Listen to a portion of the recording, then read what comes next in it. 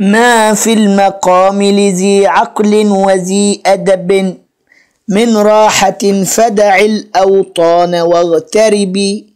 سافر تجد عوضا عمن تفارقه، وانصب فإن لذيذ العيش في النصب. إني رأيت ركود الماء يفسده، إن ساح طاب وإن لم يجر لم يطب.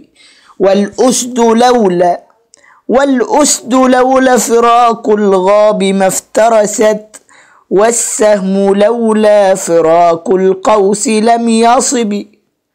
والشمس لو وقفت في الفلك